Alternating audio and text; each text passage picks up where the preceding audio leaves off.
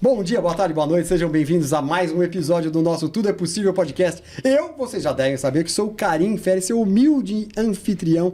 E olha, se você está entrando pela primeira vez, inscreva-se aí no canal, no YouTube, que é a nossa plataforma principal, tá inscrever-se. Aí você clica ali, já vai aparecer inscrito. Às vezes ele vai pedir para fazer um cadastrinho, mas é coisa de 2, 3 minutos, então faça. Se você não sabe fazer, peça pro filho, pro neto, pro bisneto, eles te ajudam, porque às vezes eu faço isso também.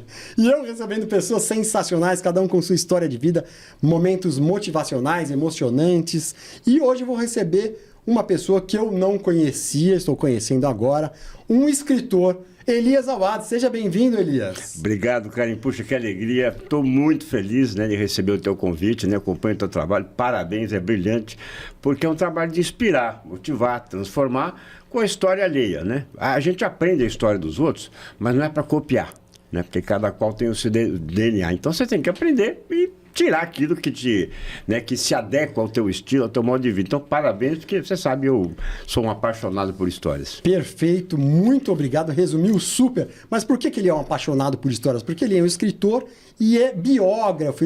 O Elias se especializou em biografias de terceiros.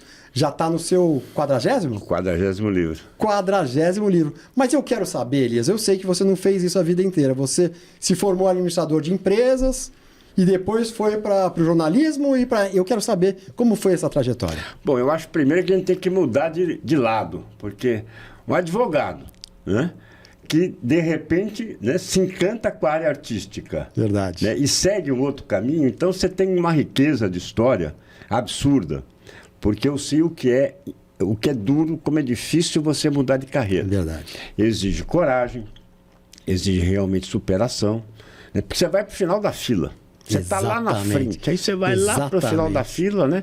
Com a senha 1.500. Exatamente. Né? Já não com aquela vitalidade do jovem. Então, Carinho, eu admiro muito a tua trajetória, né? Como biógrafo, porque eu sei exatamente, né, a força interior que a gente tem e a dificuldade que é você mudar de carreira. Eu mudei 2 vezes, né? Mas a infância, ela mostra exatamente tudo que a gente vai ser lá na frente. Mas a gente, muitas vezes, não observa, né?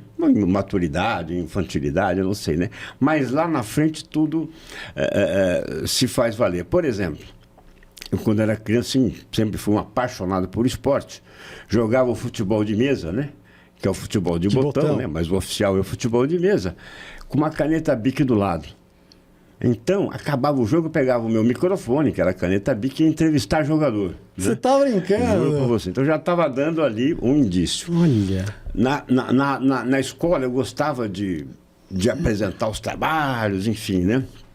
De contar as histórias lá para o pessoal. E, paralelamente a isso, quando tinha festas em casa, eu recebia as tios e tudo mais, pessoas, né, de mais idade, eu ficava no meio dessa roda ali, só ouvindo as histórias. O pessoal contando e me deliciando, né, com o legado que cada um podia passar. Então você vê, era um biógrafo ali, já era um repórter, né, era um escritor, alguma coisa assim, né, alguém, um palestrante, enfim, né, tudo que lá na frente eu vinha viver. Mas até chegar nesse momento de hoje, né, eu passei por várias etapas da minha vida. Não sei se eu posso contar, ou se você quer comentar alguma coisa. Pode ir mandando. Mas eu sou neto, né, de um comerciante da 25 de março. Então, desde criança, eu vivi a 25 de março, a nossa 25 de março, né, com muita razão, com emoção. Me lembro da turcaiada lá, aprontando, né? Porque ali tinha época de enchente, né? E depois o pessoal ia comprar o saldo da enchente, mas nem tudo alagava. Então eles molhavam as peças lá, né? Falavam, saldo da enchente, que era 10 e ia para 15, né? Turcaiada danada, né? Era 10 e ia para 15. Ia para aqui, mas saldo da enchente, né? Tudo meio molhadinho ali, né? Então, assim, eu tive o maior MBA que se tem de vendas, que foi a 25 de março. Olhando de aquilo. Vendas e de relações humanas, né?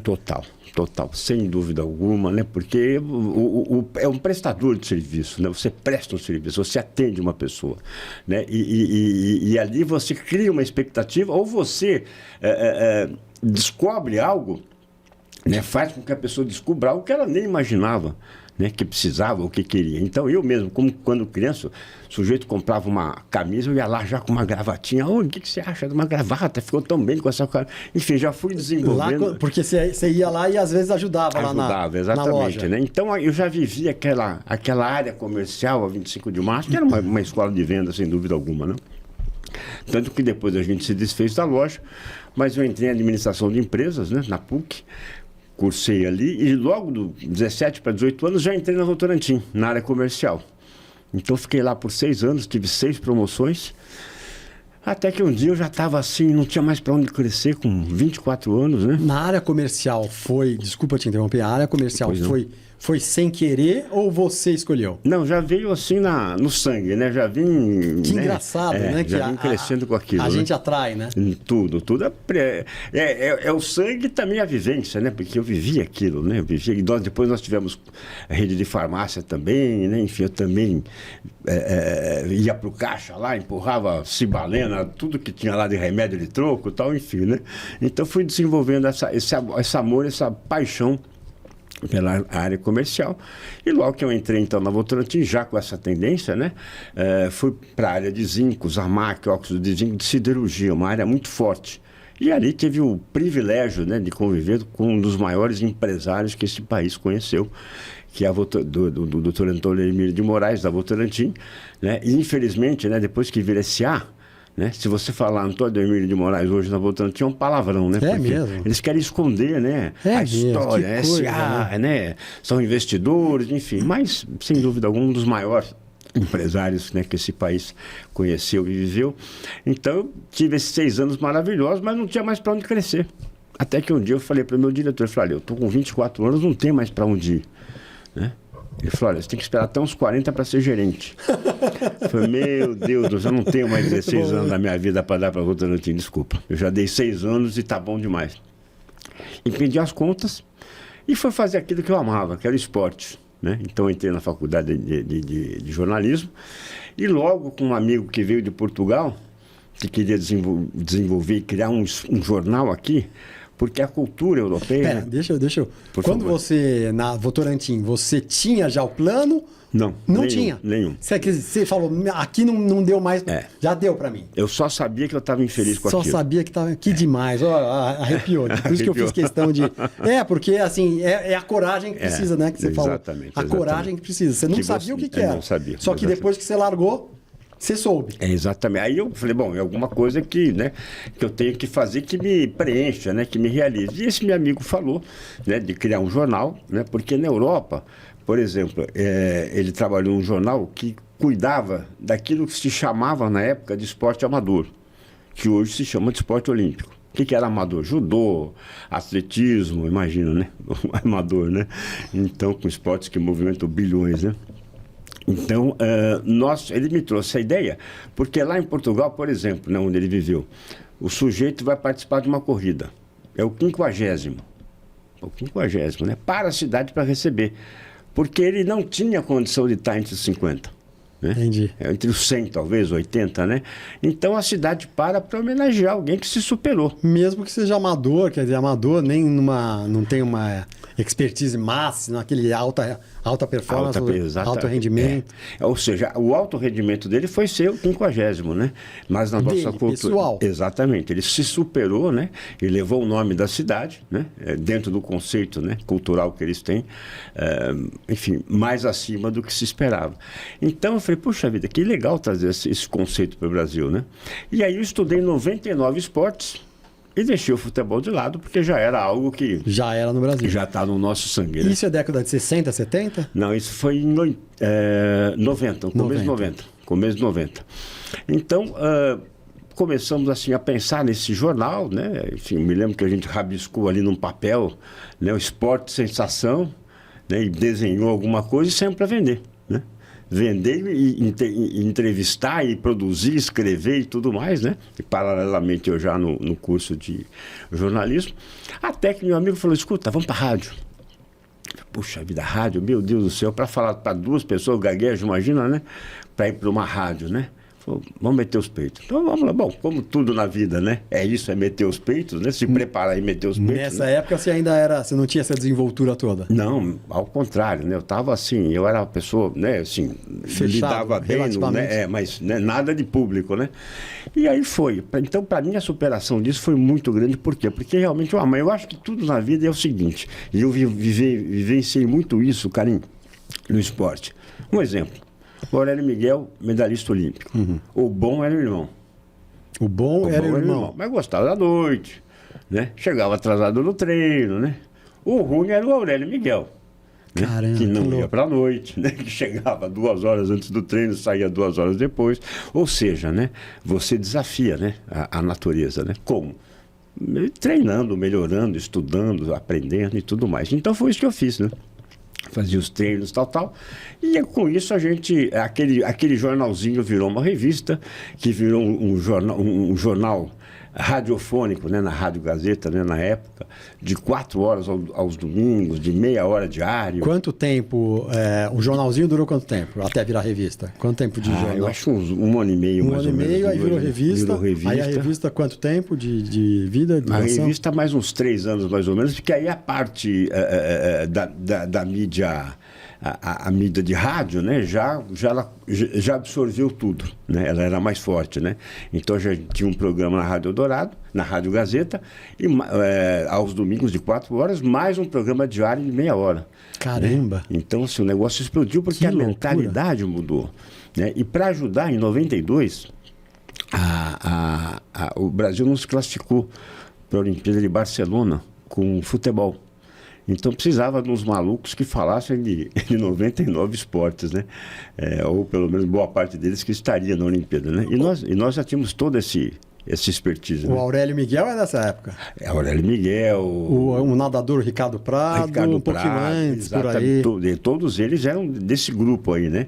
Então, e nós tínhamos um convívio, né? Como os grandes repórteres esportivos tinham na época com os jogadores de futebol, nós tínhamos com atletas desses 99 esportes, porque praticamente só nós dávamos espaço para eles, né?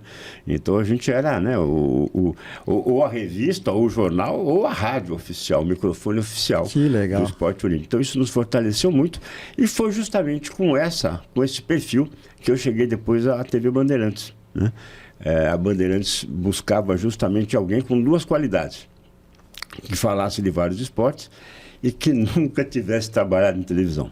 Porque eles queriam renovar a equipe, né? Então, com isso, eu cheguei à TV Bandeirantes, e foi um momento maravilhoso, especial, trabalhar com o maior, né? Luciano do Vale, sem dúvida alguma, né? Era onde eu queria estar mesmo, né? E isso foi encantador, né? Que legal. Até que depois, lá na frente, novas mudanças em curso. Que ano foi essa que você foi para a Band? A Band foi em 95, mais ou menos. Um pouco antes, final de 94, 95... Quando eles realmente renovaram toda a equipe, né? Houve um problema interno com a equipe, até que foi motivo de uma grande divulgação, matéria na revista Placar e tudo mais, né? E eles queriam gente, então, entrei eu, Fernando Fernandes, né? Mais um outro grupo, né, de repórteres, né? E foi tão maravilhoso, tão fantástico, até o dia que eu me perguntei, o que eu estou fazendo aqui? De novo? De novo. Depois de quanto tempo? Então, isso foi em 2001 já. Uns 6 anos também. Mais ou menos. Eu falei, meu Deus do céu, eu não estou aguentando mais. Você fica nos setênios. Dá os setênios, vai dando 7 anos, começa a te dar um comichão. Exatamente. Que doido. Eu estudei muito antroposofia, né? Porque ela tem... ela marca muito, né? A nossa história, os setênios, né? Então, pois é. E principalmente a vida dos meus biografados, né? Então, isso é muito especial, né? E sem dúvida alguma... Desculpa, mas só para a gente, se for o caso, a gente voltar. Claro. Você começou a estudar antroposofia posteriormente por causa do trabalho de biografia. Exatamente. Tá, então vamos voltar nisso depois. Aliás, eu me submeti, né? Antes de me aprofundar ainda mais, eu me submeti a um processo biográfico antroposófico, né? E realmente foi impressionante o resultado, né? Então, dali me encantei, falei, puxa, isso realmente se aplica muito ao que eu faço, né? Então, é o que eu estava te falando, né? Você pode não ser num determinado momento, ou no teu início de carreira, o melhor, né? Mas você tem que estudar, né, preparar, Claro. pesquisar e tudo mais para poder se destacar na carreira. E se fizer isso, não tenha dúvida, né? Não há sucesso que desafie 10 anos de carreira, né? De projeto intenso, de transpiração. Então, tem tudo isso, né, Carinho? Aí você, então, depois de uns 6, 7 anos, ou seja, no começo de 2000, a Band também começou a te... Você falou, não aguento mais isso aqui. Eu não certo? aguentava mais, porque, assim, eu comecei a ver... Bom, eu estou preocupado em saber quem vai jogar amanhã com a camisa 5 do Corinthians. O que isso interessa para o Brasil? Né? Nós estamos vivendo um momento político e econômico tão conturbado, tão delicado, um monte de crises mundiais acontecendo. 98, né? O estouro da bolha, né? Norte-americana, imobiliária, né? Crise no México, né? E a gente aqui, né? Dólar explodindo, vai para lá, vai para cá, e eu preocupado com camisa assim. Que, aliás, é uma situação, né? Eu sempre conto isso, né? Que para mim foi o turnover da situação, né? Eu estava no dia 11 de setembro de 2001 no Santos para fazer a apresentação do técnico. Então, eu estava lá um grupo de repórteres, né? E na época ainda tinha um negócio chamado Walkman, né? Que se punha um fonezinho, né? Um radiozinho lá, né? Uma fita ali. Pegava a emissora e tal. E de repente um cara grita, né? Que estava ouvindo, né? Uma rádio. Pelo amor de Deus, entrou um avião no meio de uma torre gêmea. Eu falei, meu Deus do céu. Acabou, né? Mudou o mundo. E eu aqui no Santos, né? Na Vila Belmiro. Você estava na Vila Belmiro para entrevistar o novo técnico. O novo técnico. Aí eu liguei para o meu chefe de redação, né? Falei, Arthur, eu estou aqui no Santos, dia 11 de setembro. Um avião entrou dentro de uma torre gêmea. Então eu estou saindo do Santos para fazer o que a gente precisa hoje. Jornalismo. Vou para a rua. Vou entrevistar pessoas. Vou, né, saber o que está acontecendo, a reação que está tendo isso. Ele falou, fica aí que o Cabralzinho vai dar entrevista. Você lembra do Cabralzinho? Foi o que eu pensei na hora. Quem lembra da porra do Cabralzinho no dia 11 de setembro de 2000? E eu aqui esperando o Cabralzinho. Meu Deus do céu. Aí daqui a pouco mais... Filho do Pedro Álvares Cabral? Neto. Cabralzinho, Torre Gêmeas, vamos fazer uma correlação aí. Queda dos Estados Unidos, ápice do Brasil. Não, tô brincando. Ai, meu Deus. Mais ou menos nesse sentido. Mas aí você se desencantou. Aí caiu a ficha que, né? Caiu não, né? A ficha desmoronou, né? Porque eu já estava incomodado com aquilo, né? Então, realmente, ali eu comecei a mexer e dali fiz o meu primeiro livro, né? Nasceu a ideia do meu primeiro livro, que foi um livro investigativo.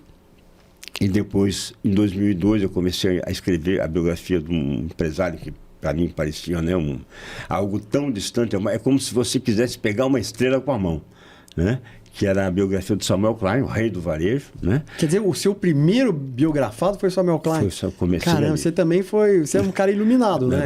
Olha, realmente, carinho, eu acho que essa palavra expressa tudo, porque imagina o Samuel Klein, com quem eu nunca tive, né, nenhum tipo de ligação, ser o meu primeiro biografado. E olha o tamanho da encrenca, o tamanho do projeto, né, que me cai quase que por, né, um acidente de percurso, o acaso, eu amo acaso, né, no meu colo. Porque... Não, eu quero duas... Primeiro, o seu primeiro livro, me conta do seu primeiro livro, o que era, e na sequência, como que apareceu o Samuel Klein e a biografia dele. Então, o meu primeiro livro, eu ainda estava, né, no esporte, e todo mundo, né, vivenciou isso. Aliás, mais recentemente esse tema veio à tona e depois até com o filme, né, da biografia do Silvio Santos, foi sobre o sequestro da filha dele, da Patrícia. Porque eu era repórter, então sempre prestei muita atenção, né, nos detalhes, né, enfim, né, como nessa frase, até escrevi aqui, essa frase brilhante que vocês têm aqui já na entrada do estúdio. Deixa eu achar aqui. Ó. Vista-se de pensamentos positivos, né, que está escrito num cabide aqui. Então, você já chega aqui, né, já arranca um sorriso e uma autoconfiança muito grande. Então, a gente sempre está, o repórter sempre está muito atento, prestando atenção em tudo. Todo mundo olha para cá e ele está olhando para, né, a visão global da situação, né? Então, o que me impressionou ali? Né? Um jovem de classe média baixa que sequestra a filha do Silvio Santos e acha que, né, né? Que vai viver feliz para sempre, milionário, vai devolver a princesa, né? Vai ficar milionário. Eu falei, puxa, mas que cara ousado, né? Que atitude. Vamos caçar esse cara até onde ele estiver, né? Enfim, então... E aí eu comecei a prestar atenção nas entrevistas. Bom menino, cuidava das pessoas, né? Mais carentes do bairro, doava cesta básica, cadeira de rodas. É mesmo? Frequentava a igreja. Falei, puxa vida, né? Isso aí tá Que me parecendo estranho. uma dupla personalidade, né? De dia ele né? É um menininho bonzinho, tal, e à noite, né? Sai arrepiando. Bom, aí ele voltou na casa do Silvio. Eu falei, puta, esse cara é muito arrojado. Mas a história desse garoto, pensei eu, né? É a mesma história, né? De gente com quem a gente, né? Pode conviver, pode ser o filho de um amigo, pode ser o meu vizinho, né? Sei lá, meu filho, né? Enfim, né? Mas garotada que está aí, né? Aprontando e se, entre aspas, travestindo de outro tipo de ser humano, né? Vendendo uma imagem que não é. E aí eu falei, eu vou escrever esse livro, mas para mostrar para o jovem que crime é cadeia e morte. Não tem outro caminho. Eu vou usar esse garoto para fazer isso. E fui, Carinho, né? Eu fui com o peito, a cara e a coragem, né? Pedi para um amigo meu ligar para a advogada dele, para marcar uma conversa. Aí tivemos uma conversa. Mas por que você quer escrever a biografia? Porque é para mostrar que o bandido... Eu falei, não é para mostrar para o bandido, é para tirar novos bandidos da rua. E ela falou com ele. O menino realmente tinha um lado, né? Ele era meio Robin Hood, né? Queria tirar dos ricos para dar para os pobres, né? Então isso sensibilizou ele, né? E ele aceitou, então, com que eu escrevesse esse livro. Foram 45 dias na cadeia, né? Entrevistando ele. Todo dia você ia lá? Todo dia. Inclusive, né? Eu até fiz uma inversão, né? Todo mundo olhou assim, né? Quando eu falei, não, eu quero folgar no Natal e trabalhar no Ano Novo, porque ninguém quer folgar no Natal e trabalhar no Ano Novo, né? Todo mundo quer, né?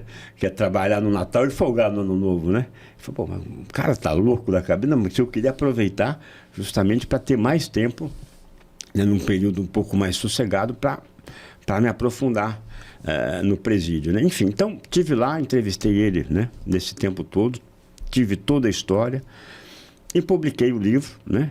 E vou te falar, Carinho, fiquei impressionado de ver com o retorno que eu tive de jovens que estavam indo para o crime. É mesmo? Juro para você. Sério mesmo? Que tinham com esse garoto como ídolo, entre aspas, né?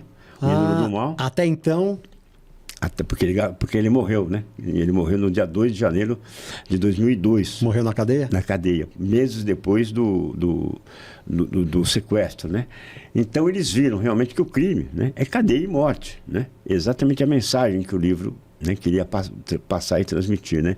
Então eu fiquei muito feliz, primeiro pelo desafio, que não foi fácil, né? Não foi fácil porque, imagina, né, você lidar com um mundo criminoso... as arapucas que você vive e tudo mais, né? Mas a resposta foi exatamente aquela que eu queria, né? Tirar alguém de um possível crime. Eu fui vítima de sequestro relâmpago, eu sei o que é isso, eu estava com o livro no carro, me segurei para não dar um livro para cada um dos três lá que me sequestraram. Você estava com esse livro? Já tinha lançado, né? Peraí, isso aconteceu lá na frente. Deixa eu então. Você passou 45 dias indo na prisão, entrevistando. Ainda tinha mais um tempo. Ele morreu antes do livro ser lançado. Eu ainda tinha mais 15 dias, né? De autorização judicial para poder... Você tinha 60 dias. 60 dias. Você ficou 45 dias, ele morreu no meio da... Ele morreu no dia 2 de janeiro, né? E eu comecei em novembro para dezembro. Você não tinha acabado, então, as entrevistas? Ele morreu? Então, estrategicamente, eu falei, bom, primeiro eu vou buscar a história. Aí depois eu vim com os detalhes, né? Então eu já tinha história e estava com os detalhes. O grosso estava, já entendi. Você estava na coisa, mas ele morreu no meio. Eu não quis lançar na sequência do falecimento dele, porque ele estava fraco, né? Jornalisticamente. Precisava entrevistar a polícia, os sobreviventes, né? Lá da polícia. Então, enquanto eu não tive toda essa história, eu não publiquei o livro, né? Fui lançar ele mais para o final do ano, em 2002, mais ou menos. Entendi. Então você ficou aí durante esse ano de 2002, acabando de escrevê-lo, com depoimento de outras pessoas, e aí lançou no final de 2002. Exatamente, com um equilíbrio jornalístico, né? Com todos os envolvidos nessa situação. Legal demais. E aí o livro tinha acabado de ser lançado, você estava com o livro no carro, livros Como é que foi isso? Então, eu fui levar minhas filhas, né? Na época a gente tinha uma moça que trabalhava com a gente no shopping para ir no cinema. E fui até a casa do meu pai, né? Que não estava muito bem de saúde e tal, né? Assim, fazendo uma administração do tempo para chegar e pegá-las depois do cinema.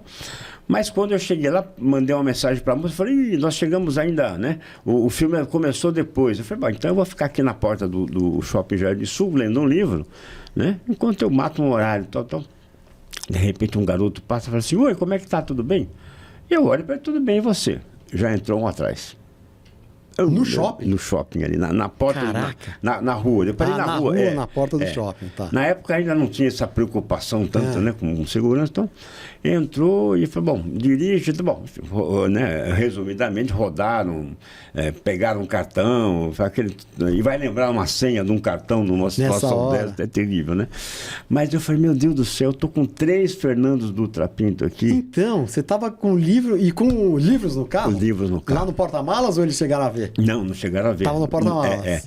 Porque exatamente. Isso é cena de... Eu tenho uma pergunta aqui que eu faço que é... Se já viveu alguma cena de série ou de filme. Essa é a típica, né? Com certeza. Você escreveu um livro de sequestro e aí te sequestraram, só que o seu foi relâmpago, graças a Deus. Né? Foi uma coisa rápida, assim, teoricamente rápida, né? Mas eu me segurei muito, eu falei, meu Deus do céu, eu não sei como eu vou ser interpretado, né? Se você falar. Se eu falar. Então, como estava teoricamente, porque, e uma coisa que ele tinha me ensinado, né? Sempre no assalto tem o malzinho e o bonzinho. O cara que fala que vai matar e o cara que fala para não matar porque é um pai de família, deixa o sujeito viver, tal. Então fica naquele clima, né? Tal. Então eu achei melhor, né? Administrar ali do jeito que tá, pedindo, né? Para que me deixasse. Bom, mas aquilo foi um tempo e realmente eu vivenciei ali. E isso é muito, muito cruel, muito triste, Carinho, porque o sujeito ali, em 40 minutos, tanto que tocou o telefone do rapaz que estava atrás, né? Era a namorada dele. Falou, meu amor, agora estou trabalhando, agora não posso falar. Que loucura, estou trabalhando. Quase falei, estou trabalhando. Né, chefe? Aí você fala, Estou aqui com o cliente. Né? Tá tudo bem com o senhor? Está sendo bem atendido? Não, tá tudo bem, está sentindo. É ótimo. Mas, enfim, o sujeito pega lá 1.000, 2.000, sei lá, 1.500, é um salário mínimo. Em 30, 40 mil. Quando esse garoto vai voltar, né, para Labuta? Então, assim, muito... Mas ele não enxerga, né? O que isso vai... A que ponto isso vai levar. Mas realmente, infelizmente, né, na grande maioria dos casos, é um caminho sem volta. Por isso que eu fiquei muito feliz de alcançar meu objetivo, né, podendo, né, receber mensagens de jovens que saíram do crime. Essa era a segunda pergunta. Como você recebia essas mensagens? Porque todo livro meu, eu coloco o meu e-mail. Ah, você coloca o seu e-mail. Inclusive um garoto do Nordeste me mandou um e-mail e falou assim, quem você pensa que você é? Chama ele de bandido, não sei o quê, vou matar você. Eu falei, bom, primeiro, ele fez um nome fictício, né? Falei, primeiro, acho que eu sou mais corajoso que você, porque você sabe meu nome, eu não sei o seu. Fiquei conversando com o garoto, dali pra frente, o papo, né, o tom amenizou. Carinho, era um garoto que morava, enfim, num canto do Nordeste, fez um curso de inglês por correspondência para poder atender os turistas, né? Mas estava vendo que aquilo lá, né? Que a roda não estava saindo, não estava girando, né? E achou que o crime... Talvez. Então fui conversando, tal, por contatos arrumei um emprego para ele. Bom, enfim, ficou super... né, agradecido, super grato a tudo isso. Você conseguiu arrumar um emprego para ele lá? Lá. Você tá brincando? Porque eu tenho um contato numa rede hoteleira, né? Então arrumaram lá. E o garoto seguiu a vida dele. Mas então você começaram a falar, primeiro ele veio no primeiro e-mail agressivamente, e depois vários dias, várias vezes? Assim. Várias vezes. Aí ele começou a contar a vida dura. Enfim, né? Pai alcoólatra, aquela vida, né, mais triste e tal. Eu falei, mas você tem que lutar, você tem que preservar, não sei o quê, enfim. E ficamos quase que numa terapia ali, né? Ele pegou confiança e tudo mais, né? Então você vê, né? Na época eu fui muito criticado, né? Por acharem que o livro era um estímulo ao crime, né? Ao contrário, né? O livro era justamente um antídoto, né? Para evitar que novos Fernandos Dutra Pinto surgissem. Né? E aí, então esse foi o seu primeiro, quer dizer, uma sacada, né, uma vontade sua, e você foi lá, você fez uma primeira biografia, não foi bem uma biografia, né, mas foi uma história, né? Né, uma biografia, mas meio fotografia, né, daquele momento. Daquele momento. E aí, para publicar esse livro, a minha esposa, que é cientista, né, da área imunologista, ela me indicou para uma editora que fazia a tradução dos livros dela, né? E aí eu apresentei e falei, olha, Elias, o tema, né, é bem factual e tudo mais. Eu li, né, um livro, até parabenizou, tal, porque é um livro assim, investigativo, um traço jornalístico está aqui, né, de buscar, né, a veracidade dos fatos. Mas a minha editora é uma editora médica, então eu não tenho perfil para isso. O que eu te sugiro? Né? Vá numa livraria e pesquise, né? Quais livros, quais editoras publicam esse tipo. Né? E foi o que eu fiz. Bom, fui parar nas mãos da editora Globo, né? E o diretor se encantou com o tema, foi fantástico, me deu grandes dicas e tal. Aí ele foi demitido, né? E o sujeito que vinha falou, olha, tudo bem, eu falei com a secretária, eu sou o Elias, tá? Olha, não interessa, não quer te conhecer, né? E tipo, né? Vá para, né? Que louco! Sim, que louco, né? a mesma empresa, né? Quer dizer, parabéns. As coisas no Brasil são pessoais. São pessoais, impressionante. E aí, então, por essa porta que se fechou, que às vezes a gente tem que agradecer, né? As portas que se fecham, né? Eu cheguei à editora que eu lancei o meu primeiro livro, foi esse, né? A Novo Século, e estou com eles até hoje. Novo Século.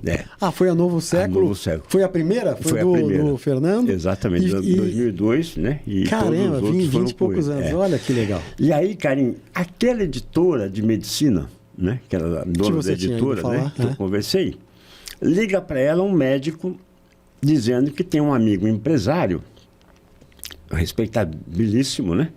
Que queria escrever uma biografia. Se tinha algum jornalista para indicar. Para indicar. Olha o acaso, hein? Nossa. Passa o telefone da minha mulher, da Lúcia. Ele liga para a Lúcia e começa a falar, então, para escrever um livro? Eu falo, peraí, acho que não é bem comigo, né? Acho que com meu marido. Marcamos uma reunião. Quem era o homem? Samuel Klein. Samuel Klein. Olha até então não tinha se apresentado. Nada. Só empresário. Nada. Empresário. Ele falou, Samuel Klein, meu Deus, pode desmaiar. Caramba, né? Que desafio. Muito. Bom, aí foi o dia de conhecer o Samuel Klein. Nós fomos no Clube Maccabi, né? Maccabi hoje não existe mais, né? Virou um complexo, um empreendimento imobiliário na Avenida Angélica. Mas eu tinha tenho ainda, né? Mas na época, muitos amigos da comunidade judaica, porque, você sabe, é uma comunidade muito atuante no esporte. Então, quando eu fui conhecer o Samuel Klein, que foi dentro do Clube Maccabi, no qual ele investiu alguns milhões de reais para levantar e entregar aquilo para a comunidade poder conviver, né, com as suas famílias e tudo mais. Entre a porta e onde ele estava no final, né, num salão enorme, eu fui só cumprimentando, beijando. Quando eu cheguei lá, já estava familiarizado, né? Enfim, então foi assim que, né, que veio esse monstro, né? Que esse monstro caiu no meu colo, né? Para a gente poder, então, fazer essa biografia. E você não se intimidou, assim, e por outro lado, ele também não se acanhou de você nunca ter feito. E você também não se intimidou de ser o primeiro, de ser esse grande. Então, eu estava, né? Estava tremendo por dentro. Falei, meu Deus, eu vou estragar a história desse homem. Pelo amor, nunca escrevi uma biografia desse porte, né? Mas aí, né, numa conversa com ele, ele falou assim, Elias, vou te falar uma coisa. Quanto maior o problema, maior a oportunidade. Eu falei, tá aí. Que legal. O cara cantou a bola. É um baita de um problema, né? Mas olha o tamanho da oportunidade. Então, resumidamente, aquele problema hoje me leva ao 40º livro e a biografia dele está na 8ª edição. A biografia dele está na 8ª edição. Quanto tempo você demorou para fazer? Em torno de 2 anos, né? 2 anos. São mais de 100 horas com o biografado e mais 100, 200, 300 pessoas, quantas forem importantes. No caso dele, né? Grandes presidentes de empresas, executivos, né? E várias pessoas. E muitas vezes, né, Karim? Você que vive, né, a população, o ser humano, você sabe, né? Às vezes a moça do cafezinho tem uma história, né? Fantástica, exatamente. Às vezes com mais desenvoltura do que algum outro diretor. Não tenha dúvida. Então, assim, cada um, né? É uma árvore de Natal, né? Uma bola maior, uma menor, enfim, mas todos eles dão, né? dão uma beleza naquela árvore, né? Que é o biografado, né? Quantas pessoas você entrevistou, você lembra no dele? Perto de 200 pessoas, mais ou menos, né? Realmente foi. E olha, eu até assim costumo dizer o seguinte, eu sou biógrafo, escritor por acaso, porque eu me especializei em seres humanos, em conhecer eles, em me emocionar com eles, né? Em me arrepender com eles, em chorar, em gargalhar, em vibrar com eles, né? Então, o que eu faço com essa essência toda? Escrevo um livro, né? Mas o meu foco realmente, né, é me relacionar e tirar do ser humano aquilo que ele tem de melhor.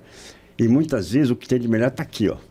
Mas para meter a mão aqui é difícil. Então precisa de muito tato, muito tempo, muita convivência, muita confiança para poder chegar nesse nível. E você, então, no Samuel Klein, você foi o seu primeiro. Então, assim, como você fez essa árvore de Natal? Você desenhou, como você já sabia? Você foi atrás, foi buscando as pessoas? Como você fez esse desenho, esse organograma para fazer a biografia dele? Então, com a grande virtude que eu tinha, de nunca ter escrito uma biografia. Né? É verdade, tudo pode ser uma bênção ou uma maldição, né? Exatamente, porque se você está preso tanto que eu formato. não leio biografia, né?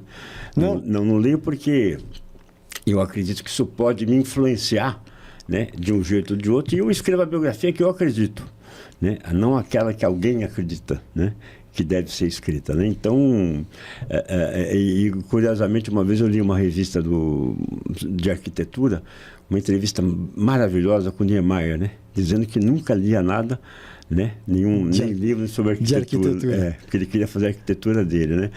Então, é interessante, você sabe que, desculpa fazer um parênteses, mas favor. Quando eu fiz muito stand-up e o pessoal também pesquisava muito, e eu falo, mas eu não gosto de pesquisar porque aí você às vezes fica com uma piada no seu subconsciente.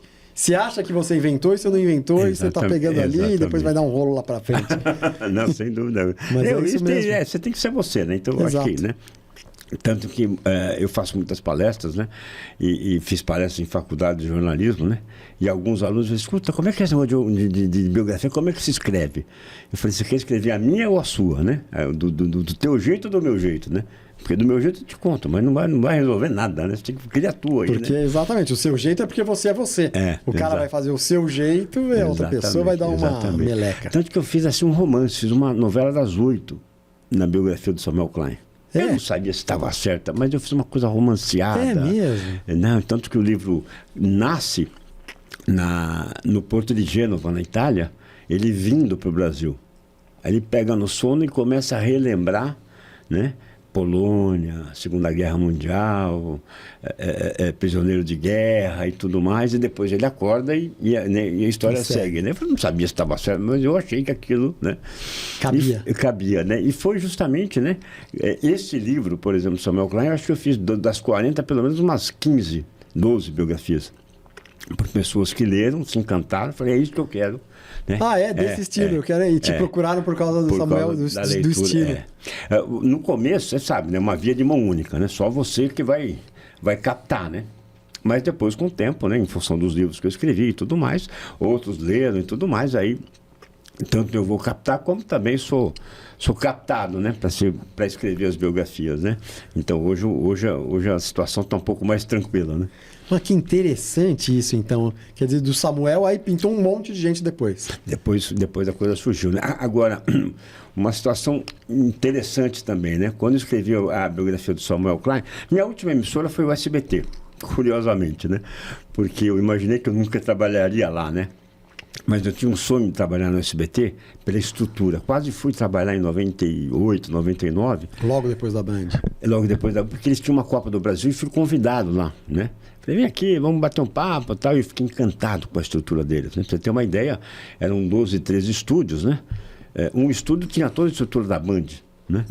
Mas falei, meu Deus, isso aqui é um paraíso, né? E tudo mais, né? Mas não deu certo, então em 2002 para 2003 ainda fui contratado para fazer um campeonato lá com uma proposta de Copa da Alemanha, mas que não passou do primeiro ano, né? Então eu tive esse privilégio de trabalhar um pouquinho no SBT, mas foi uma passagem curta, né? Já estava com os livros e tudo mais, né? Então, aí você se firmou logo o Samuel Klein, que abriu as portas, você ficou 2 anos lá trabalhando, depois que publicou, abriu as portas, porque aí muita gente começou a vir até você. Então, aí é que é o ponto. Essa é a aprovação de Deus, né? Fiz o primeiro livro do Samuel Klein, falei, meu Deus do céu, lubrifiquei o telefone, deixei ele ali, né? Falei, bom, agora, ó. Agora vai chover ligação. Vai chover ligação, né? Pô, pelo amor de Deus, né? Então fiquei ali, né? Aí tocava o telefone. Alô? Oi, Elias? Sim, Elias, como é que tá? Tudo bem? Aqui é o fulano de tal da Record. Você não quer? Olha, tô montando uma equipe esportiva, vem pra cá, não sei o quê. As contas comendo, né? As contas comendo, né? Família, filho e tal.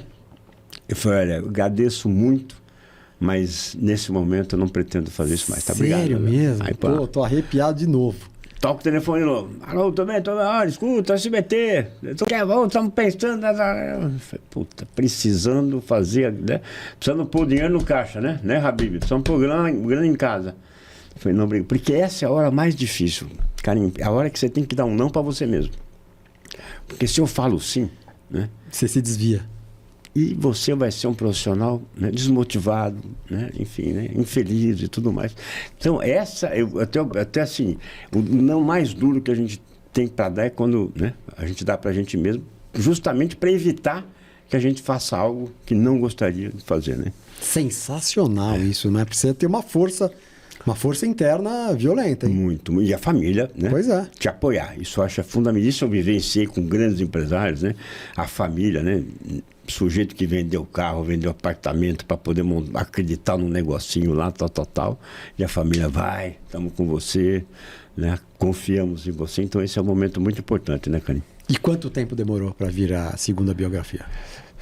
Depois, uma grande empresa de móveis da época, né, fornecedora da Casa Bahia, o empresário leu, né, e falou, olha, puxa, gostei da forma como, como prende atenção, tal. E aí veio, então, esse segundo livro. Logo depois começaram Mr. Fisk, o óleo começou a esquentar, né? E os milhos da pipoca começaram a pipocar. Né? Então, mas o segundo qual foi? Foi Fisk, não? Não, o segundo foi uma grande indústria de móveis, né? E o Fisk foi o quê? Terceiro, quarto? Quarto, por aí. Ou quinto, né? Por aí. E aí, enfim, já foi um grande empresário, um dos seres humanos mais maravilhosos que eu tive a honra de conviver, enfim. E você sabe que eu me lembro uma passagem muito importante que falei, puxa vida, eu acho que eu estou no caminho certo. Mr. Fisk era uma pessoa muito, infelizmente, faleceu com 97 anos, teve uma vida muito longeva. Caramba! Né? Ser humano incrível, tão maravilhoso que ele não tinha herdeiros. O que ele fez? Fundação Fisk. Deu a empresa para os colaboradores. Nossa, né? Que então, legal. Olha que homem, né? Fantástico, né? Um homem, mas muito, muito contido, né? Podia mexer aqui, mas não podia mexer aqui. É? Muito contido com as emoções, né? E eu me lembro que uma vez nós estávamos falando, ele foi... Porque eu tive o privilégio de biografar 3 empresários que passaram pela Segunda Guerra Mundial. O Samuel Klein como prisioneiro de guerra, o Dr. Afonso Brandão Renio, da Sempre Toshiba, da Sempre TCL, né? Como alguém que chegou lá em 1947, no pós-guerra, e observou todo aquele movimento, né? Causado político, econômico, né? Do pós-guerra, e o Mr. Fisk, que foi soldado pelo exército norte-americano. Norte-americano. Que foi para resolver, né? Para ajudar a resolver, né? Combater, né? Os alemães, italianos e tudo mais, né? Então, conversando com ele, sempre contido tal, e no momento da Segunda Guerra ele chorou como uma criança, né? Falei, puxa vida, então acho que eu estou conseguindo conduzir de uma forma, né? Como eu já tinha feito, né? Com o Samuel Klein, de uma forma que também chorou, gargalhou, né? Não com a Segunda Guerra, né? Mas, né? Com toda a vida dele, enfim, se desprendeu, né? Se me permitiu realmente, né? Porque, Carinho, não é fácil, né? São grandes líderes. Samuel Klein é um líder de comandar mais de 60 mil colaboradores. Mr. Fisk, mais de 10 mil colaboradores. É um homem com a rédea na mão. E nessa hora, quem tem que estar com a rédea, quem é? Você. Sou eu. Então eu tenho que ter muita habilidade, né? Falar, passa a rédea para mim. Fique tranquilo, né? Você está seguro, nós estamos juntos, né? Enfim, e nesse momento é onde realmente eu tenho toda a possibilidade de conduzir aquilo para tirar o que há de mais rico, né? Que não é o dinheiro, né? Mas é a história de vida que ele carrega. Demais, bonito demais. Elias, olhando para trás, você diria que eu tenho como a gente tudo é possível, então eu acredito nisso mesmo. Você olhando para trás, você diria, e vendo o seu caminho hoje, você diria que você chegou a pensar nisso? Ou você achava, eu gostaria, mas é impossível conseguir viver da escrita? Enfim, como você vê isso no seu passado, na trajetória e até hoje, onde você chegou? Olha, eu nunca pensei nisso, mas eu ouvi muito isso, né? Você não, é impossível viver, você não vai conseguir? Não, quando eu falei, pô, eu vou ser repórter, né? Vou ser jornalista. Jornalista? Você tá louco? Aliás, tem uma curiosidade, né? Quando eu cheguei aqui no prédio, um senhor estava comigo e tal, né? Entramos juntos, né? E ele me viu com os livros na mão, né? Ele falou, você é livreiro? Porque eu sou livreiro, né? Ele falou, eu sou um jornalista desempregado. Me tornei livreiro por necessidade. Eu falei, não, eu sou escritor. Que bacana, tal, tal, tal. Então, eu me lembrei exatamente de uma situação, né? O jornalista, ele nasce com uma baixa estima muito grande. Porque ele nasce para trabalhar para alguém. Ele nasce para trabalhar para a Folha, para o Estadão, né? Para a TV Globo, para a Record, tal, tal. Mas não é isso. Pelo amor de Deus, tem uma área empreendedora, uma área, né, de uma carreira solo ali muito grande, né? Mas era realmente uma geração que não vivenciou isso. Mas eu sempre lutei contra isso. Então, quando eu falei que ia ser repórter e jornalista, eu conversei com muitas pessoas, né? Você é louco, tá cheio de gente aí falando de futebol, não leva a nada, blá, blá, blá. Eu falei, você é escritor. Escritor no Brasil. Vamos voltar um pouco. Quer dizer, você trabalhava no comércio ou nas empresas e você saiu para ser jornalista. Aí nessa enxurrada de críticas. Com certeza. E depois... Quando eu saí, né, do esporte, né? Repórter da Band, reconhecido, tal, né? Eu vou ser escritor. Escritor, você tá louco, ninguém lê no Brasil, tal. Então, o maior conselho que eu tenho para dar para as pessoas, não pergunte para ninguém o que você vai, o teu plano, a não ser que seja assim, né? Uma pessoa realmente que vá, né? Te dar uma mentoria, né? E eu acho até que isso é muito importante, Karim, tem que ter mentor. É muito importante que a gente tenha bons mentores na vida. Tanto para falar sim, quanto para falar não para a gente também, né? Agora, se falar sim, né? Avalie se aquele sim cabe para você. E se o mentor falar não, avalie se o não também cabe para você. Tem, né? Que ouvir. Mas eu até costumo brincar, né? Dizer o seguinte, se você quiser abalar um sonho teu, pergunta para um amigo o que ele acha. Se quiser destruir, pergunta para 5. Aí, com certeza. Muito bom. Mais ou menos isso. Elias, o que você diria que foi a melhor coisa que aconteceu com você? A família, né? Sem dúvida alguma, família é algo fantástico, porque eu até estava conversando recentemente, né?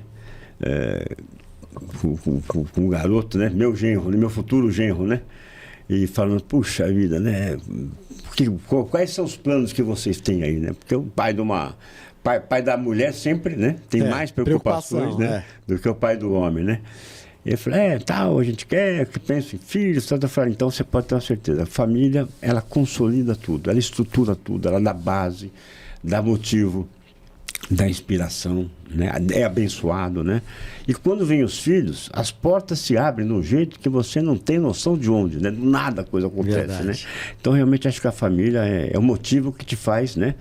Eu amo o que eu faço, eu não trabalho já, né? Eu nunca trabalhei na minha vida, porque o dia que eu achei que eu estava trabalhando, eu mudei de carreira, né? Mas principalmente com os livros, né? Com as palestras que eu faço, eu parei de trabalhar há mais de 20 anos, né? Sem dúvida alguma, né? Mas eu pulo na cama, né? Para viver o dia a mais, não um dia menos na minha vida, né? Pela família, e por isso que eu amo fazer. Então, na verdade, você teve aqueles dois que davam comichão em 6, 7 anos, mas nesses últimos 20... tranquilíssimo, adorando o que faz, com prazer, levantando da cama todo dia com vitalidade para continuar fazendo. Com certeza. Eu amo o que eu faço, Karim. Realmente, olha, eu posso te dizer, pode ter alguém tão encantado, tão maravilhado, amando tanto que faz quanto eu, mas eu acho difícil. Muito que difícil. Legal, bacana. Eu perguntei uma cena digna de filme ou série. Você falou que teve uma perseguição de bandido. Eu ainda era repórter esportivo, me lembro dessa situação. Eu estava voltando do jogo, 00:30, 1h, né? Porque depois do jogo, né? Todo mundo vai dormir, né? Mas a gente vai pro vestiário, né? Vai entrevistar o jogo à noite, aquele das 9h40 na época. Até acabar as entrevistas, 11h, meia-noite, até encerrar tudo.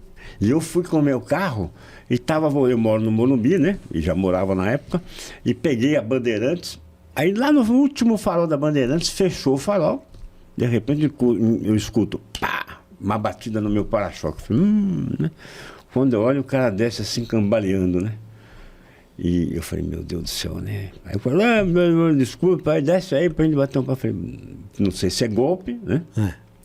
Peguei, engatei a primeira e foi. E o sujeito foi pro carro, né? Engatou a primeira na época também, né? E pá, Deixou de cambalear rapidinho, entrou no carro. E saiu atrás de mim, eu naquela berrine, eu tinha certeza que tinha uma delegacia, e tem uma delegacia ali, né? E vai achar a delegacia. Nessa hora, a delegacia não aparece. Não aparece. E quanto tempo foi?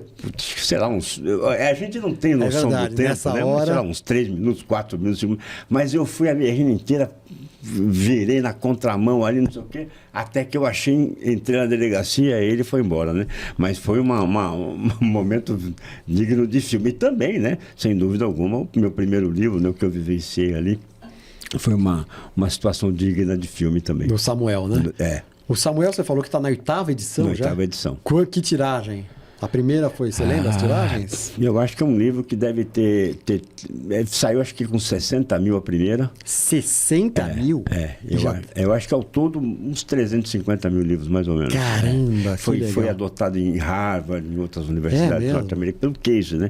Pelo Case de varejo, né? Porque, curiosamente, aliás, uma passagem que está no livro que eu fiquei impressionado, né? Ele entendeu... Na verdade, Carinho, o modelo de varejo que ele criou, tirando a internet, não tem nada de novo. Nada de novo. Produto é uma forma, né, de transformar, né, um varejo em banco. Né? Porque aquele negócio de quer pagar quanto, quer pagar como e tal. Então, ele comprou uma financeira, isso final da década de 60. Eu falei, mas Samuel, como é que era isso? Um dinheiro virava quanto? Ele falou, 5. Então, o banco já nasceu no final da década de 60, que é o que todo mundo faz. Paga em 12, paga em 10. Né? Se a situação está difícil, paga em 10. Se a situação está melhor, né? Paga em 18, 20, 24, enfim. E foi exatamente o que ele fez, né? Ele comprou uma financeira, né? E aí a coisa multiplicou, depois, né, fez parcerias com bancos e tal, e ninguém fez nada de novo em relação ao nível do varejo. Eu tive o privilégio de biografar 2 grandes varejistas, 2 dos maiores varejistas do Brasil, Samuel Klein e o Mário Gazin, fundador da Gazin Holding, que é hoje a 4ª rede de varejo do Brasil, mas que eu considero a mais competente, a mais sólida, né? Porque ele transformou realmente a Gazin num braço financeiro. Né? Então criou banco digital, empréstimo consignado, consórcio, enfim, brilhante, né? Bom, você é um cara que trabalha com livros, você lê muito também? Eu leio menos do que eu gostaria, confesso para você, né? Porque só os meus livros, né? Eu leio umas 40 vezes, né? Até antes de fazer integrar. Eu amo ler, né? Mas, enfim, infelizmente leio menos do que eu gostaria. Agora, eu tenho um quadro aqui que a gente pede para o entrevistado deixar uma dica de livro para ele passar para os nossos espectadores aí desse lado. E eu achei a dica de livro que você... Você lembra a dica de livro que você... Nossa, lembro e leio ela, leio ele todo dia, ou ela, né? Qual é o livro? A Bíblia. A Bíblia. Você lê todo dia a Bíblia? Todo dia, sem dúvida alguma. Na verdade, eu gostaria de ler muito mais a Bíblia. Né? Até um amigo falou assim, por que você não escuta, né, todo dia o Evangelho? E eu estou num grupo que todo dia eu recebo, que é uma forma de ler a Bíblia, né? Então isso é fantástico, porque você é algo que você pode, né, fazer, né, enfim, num transporte, alguma coisa, prestando atenção, claro, porque as mensagens são incríveis, né? Então, ou lendo a Bíblia, um trecho da Bíblia, ou realmente, né, ouvindo, né, a Bíblia, você tem a oportunidade de conhecer um pouquinho daquilo, né, que o nosso Deus espera da gente, né? Que a gente não está cumprindo muito, né? Mas que espera da gente. Mas por que você dá essa dica da Bíblia para as pessoas? Porque eu estou vendo cada vez mais, Karim, as pessoas se distanciando da religião, né? Da força que vem de cima, de Deus, da palavra de Deus. É muito simples, né? Uma vez eu me lembro que a minha filha chegou na escola e falou assim, papai, eu colei, né? Eu falei, você colou, minha filha, né? Colei. Como é que ficou seu coração? Falou, disparou. Eu falei, então essa é a resposta de que você fez alguma coisa errada. Que se você não fizer, Você está muito tranquilo. Então, automaticamente, aquilo que a gente faz, né, tem preceitos, valores e tudo mais, principalmente uma conduta divina já determinada. Se a gente fizer alguma coisa, né, e tiver que atravessar a rua, quando encontrar alguém do outro lado, certamente é porque alguma coisa está errada. Então, vamos seguir o que Deus, né, programa para nós, porque ele não manda a gente fumar isso, fazer aquilo, pular aquilo, assaltar aquilo, não manda, né? Só manda realmente fazer coisa boa. Sensacional, Elias. Olha, sensacional. Que história, né? Imagina. E os livros do Nassim Taleb também, né? Do Brimo Nassim Taleb, os livros dele também, que são fantásticos, fantásticos, né? O Cisne Negro. Isso. Maravilhoso. Eu também tô para acabar. Tô para acabar o Cisne Negro. Elias, a gente está caminhando aqui para o final. Parece que vai dar 1 hora aqui, mas parece que a gente está conversando há 5 minutos aqui. Um papo maravilhoso. Delicioso. Parabéns pela condução. Obrigado, parabéns pela sua história. Aqui a gente tem uma brincadeira que a gente faz, que é o seguinte. Aqui você vai ter uns brindes também, mas antes disso, tem umas frases aqui que... nessas 2 portinholas. Eu queria que você escolhesse uma portinhola e pegasse uma frase, lesse e cumprisse o objetivo dela. Vamos lá. Fica à vontade. Aí você lê... Tirou a frase já. Agora você lê o que está escrito aí nela. O que está escrito aí? Agradecer alguém. Agradecer alguém. Puxa, então, fique à vontade. Essa é a sua câmera. Bom, fique totalmente à vontade. Tenho que agradecer a vocês, né? Minha mãe, Maria, né? Meu pai, Emílio, a minha esposa Lúcia, né? Que sem dúvida alguma, a gente se conheceu em 82, me deu 2 filhas maravilhosas, a Nicole e a Camille. A Deus, né? E agradecer aqueles realmente que lá atrás fecharam uma porta para mim. Porque se tivessem aberto, talvez eu não tivesse, né, nesse momento que eu estou hoje, né, tão maravilhoso, tão encantador que é, como eu falei para vocês, ser um escritor, biógrafo, palestrante e amar o que eu faço. Né? Então, eu acho que agradecer... Você vê que é meio político, né? Vou agradecer um monte de gente, né? Mas eu acho que a família é a base do agradecimento, sem dúvida alguma. Não, mas eu achei bonito porque você... A família foi a base do seu agradecimento, tá perfeito. Mas você agradeceu aquelas pessoas que fecharam portas, né? Normalmente a gente guarda mágoas, né? Muita gente guarda mágoas de portas que nos foram fechadas, né? A gente tá... Mas você mesmo, quer dizer, você teve portas abertas também, você não foi sei lá, pelo coração, né? Não tenha dúvida. Se eu encontrasse o Cabralzinho, infelizmente faleceu, mas dava um beijo na testa dele. Pô, o Cabralzinho, graças a Deus. Verdade, né? O Cabralzinho foi um determinante aí na sua vida, na sua escolha.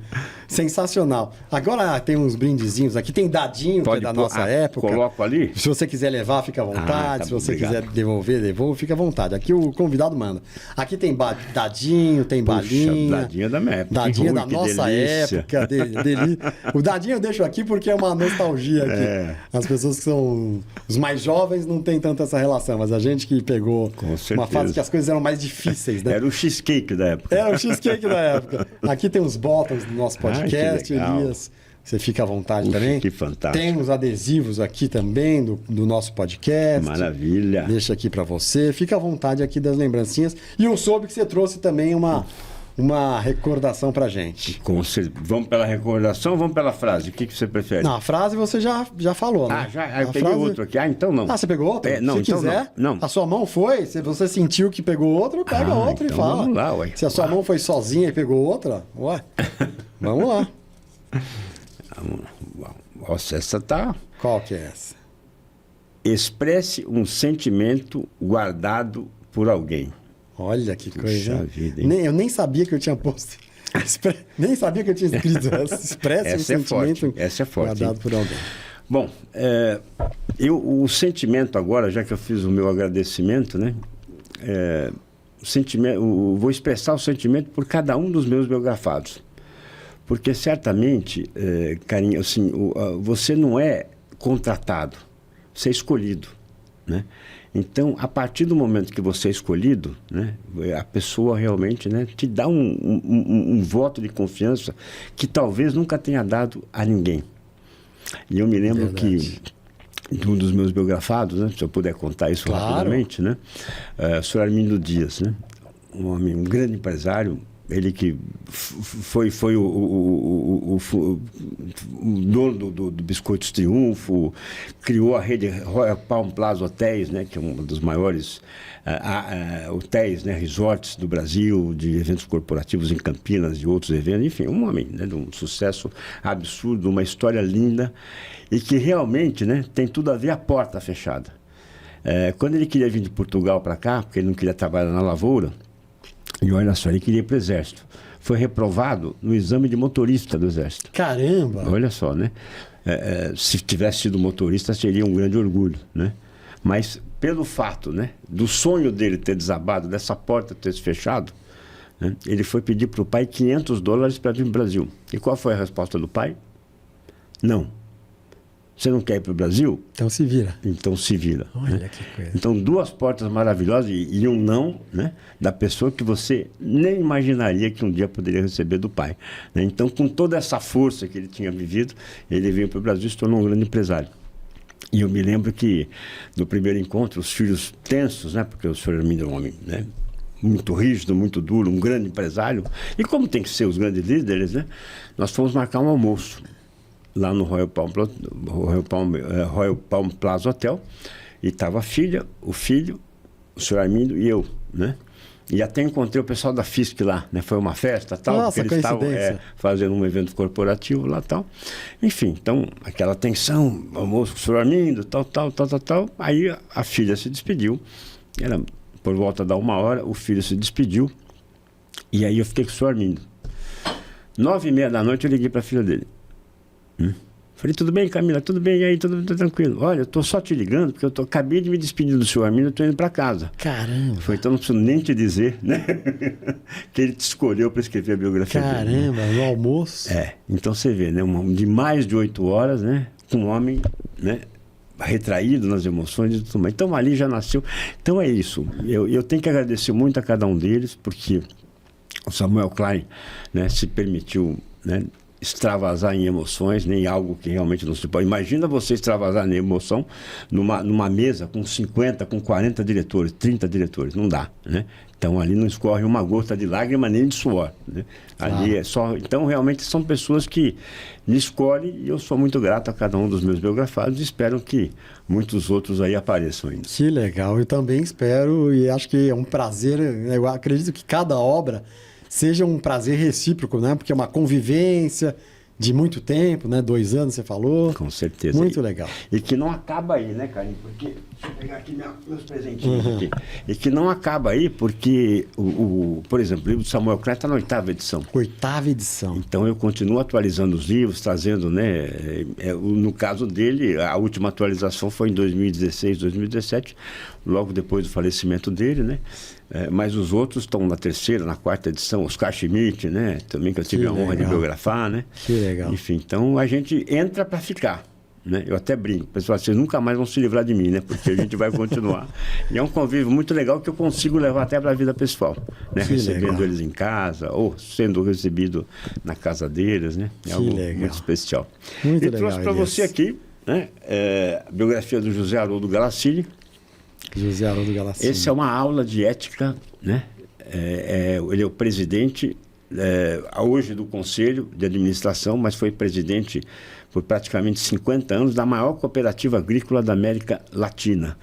E cooperativa, cara, não tem dono. Então, ele foi eleito e reeleito por esse tempo todo. Caramba. Por unanimidade. Tal o caráter, né? Tal a hombridade, né? Os valores que ele implantou e, sem dúvida alguma, fez daquele sonho, né, do cooperado iniciado em 1970 a maior cooperativa agrícola da América Latina, que hoje deve estar um faturamento em torno de 40 bilhões de reais. Caramba, faturamento do ano, 40 bilhões. Mais ou menos. Criou indústrias, enfim, um homem, né, fantástico, realmente que merece as maiores honras. É uma aula de ética, sem dúvida alguma. Vou ler aqui, muito legal, José Haroldo Galassini. Uma visão compartilhada, legal demais. E esse aqui é o livro mais recente que eu lancei, um pouco dos pensamentos do senhor Mário Gazin, que eu comentei já, né? Um homem brilhante, né? de varejo, que veio de uma origem muito humilde, foi pedreiro, foi garçom, foi sapateiro. É mesmo? E acreditou naquilo, assim como o Samuel Klein, eles se parecem, se assemelham muito, né? Acreditou naquilo que alguém não acreditou, que foi na própria loja. Samuel Klein comprou a Casa Bahia, né? Até eu tive a honra de conversar um pouquinho com o Sérgio, né? Um dos seus entrevistados. Ele falou, ele é da Bahia. Eu falei, não é da Bahia, essa é a lenda, né? Ele comprou a Casa Bahia em São Caetano, que alguém que montou e não confiou naquilo que fez, né? Assim como o seu Mário, que comprou também uma loja, né? De alguém que montou, não estava indo bem. Ele criou, então, a primeira Gazin, e hoje é uma rede aí de quase 400 lojas. E trouxe até uns livros aqui para você depois presentear a turma. Ah, legal demais. Então vou dar para os convidados aqui, os convidados do Marcelo eruditos. Já tem, viu? Marcelo já tem. Demais, legal demais. Eu ganhei 2 livros aqui, esse do Mário Gazin, A Roda Gigante da Vida. Conversei com Elias Awad, papo maravilhoso. Quer dizer, a gente fez aqui o Tudo é Possível podcast. É um programa de caráter biográfico e hoje entrevistei um biógrafo que já biografou tantas outras, está no 40º livro, 40 pessoas já biografadas pelo Elias Awad. Então, se você gostou desse episódio, compartilhe aí dos seus grupos de WhatsApp com as pessoas, de modo geral, indique, porque é muito legal, foi muito legal. Se você quiser fazer algum comentário, faça aqui embaixo do vídeo, faça aí nas observações.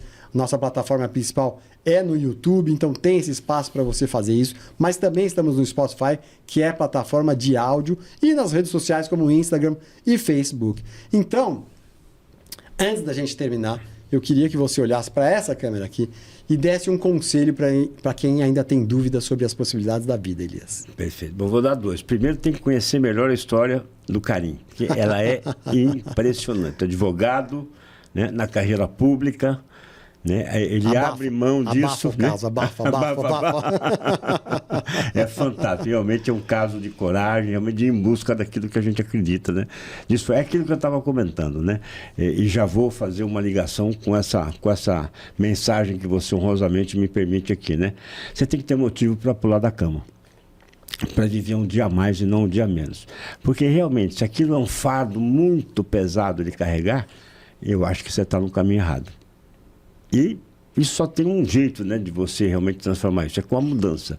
Mudança, ela não é fácil, eu tenho várias cicatrizes aqui que eu carrego com as mudanças que eu tive na vida, mas é altamente compensador, porque cada vez que eu olho para uma dessas cicatrizes, eu penso, valeu a pena. Né? Realmente, naquele momento, foi um momento de dor, né, de desconforto e tudo mais. Então, mas vale a pena. Então, ouça a voz do seu coração, como eu até brinquei aqui, né? Os amigos, eles amam você, então eles não querem que você se exponha muitas vezes a uma situação mais desconfortável, mas você precisa desse desconforto para ir em busca daquilo que você está, sem dúvida alguma, querendo encontrar, que é felicidade.